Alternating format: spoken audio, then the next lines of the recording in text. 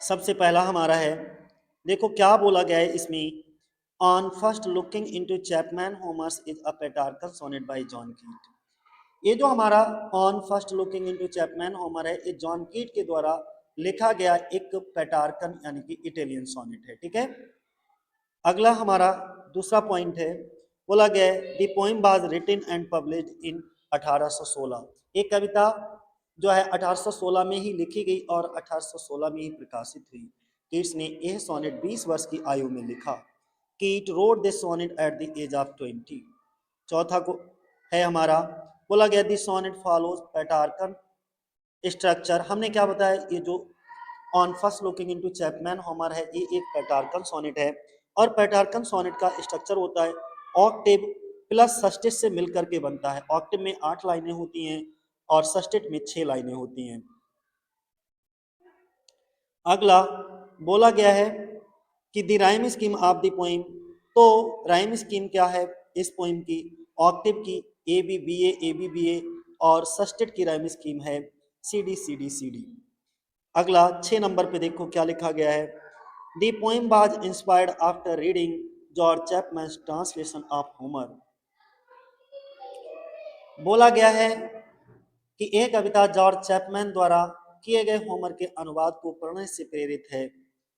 और इसके बाद 7वें नंबर का पॉइंट क्या कह रहा है, बोला गया है Keats read Chapman's Homer with his friend Charles Dowdin Clarke in October 1816। कीट्स ने अक्टूबर 1816 में अपने मित्र Cowden Cowden Clarke Charles Cowden Clarke important है। कीट ने अक्टूबर 1816 में अपने मित्र चार्ल्स काउडन क्लार्क के साथ चैपमैन का अनुवाद पढ़ा। 8 नंबर पे the central theme of the poem is the power of literature.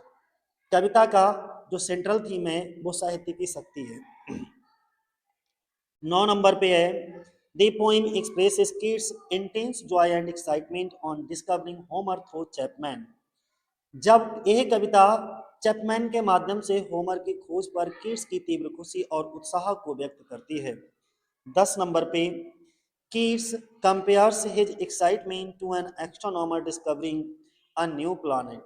Kids अपनी उत्तेजना की तुलना, एक्साइटमेंट की तुलना एक एस्ट्रोनॉमर खगोल शास्त्री द्वारा नए ग्रह की खोज से करते हैं।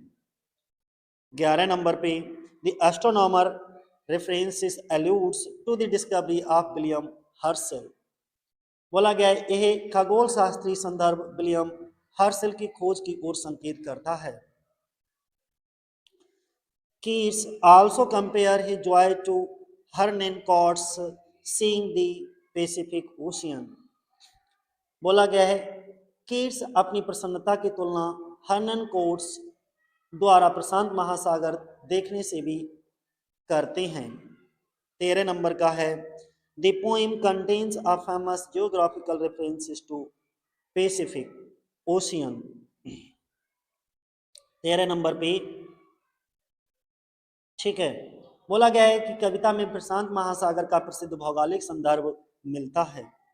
14 नंबर का the sonnet celebrate the greatness of Homer.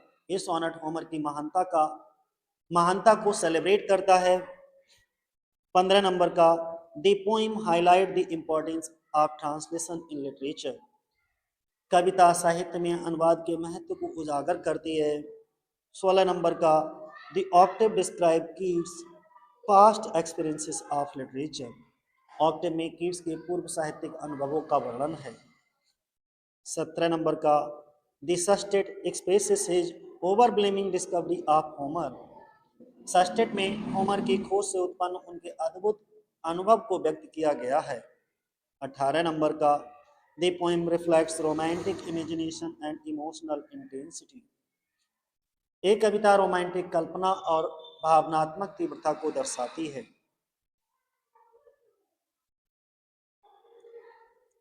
अगला the tone of the poem is ecstatic and abstract. कविता का भाव यानी कि टोन अत्यंत उत्साहित और विस्मयपूर्ण है। 20 नंबर पे the sonnet is considered one of Keats early masterpiece. यह सोनेट कीट्स की प्रारंभिक उत्कृष्ट कृतियों में से एक माना जाता है। 21 नंबर पे, yet did I never breathe its pure serene, ये दर्शाती है कि चैपमैन, ये लाइन जो है वो दर्शाती है कि चैपमैन से पहले कीट्स को पूर्ण साहित्यिक संतुष्टि नहीं मिली थी। 22 नंबर पे, till I heard Chapman speak out loud and bold, ये चैपमैन की प्रभावशाली और सशक्त अनुवाद शैली को दर्शाती है ये लाइन। 23 नंबर पे देख लो, the poem metaphorically presents literature as a vast kingdom of gold, कविता में साहित्य को रूपक के रूप में सोने के विशाल साम्राज्य के रूप में प्रस्तुत किया गया है। द पोएम रिफ्लेक्ट्स कीट love for classical Greek literature, ये कविता कीट्स के प्राचीन यूनानी साहित्य के प्रति प्रेम को दर्शाती है।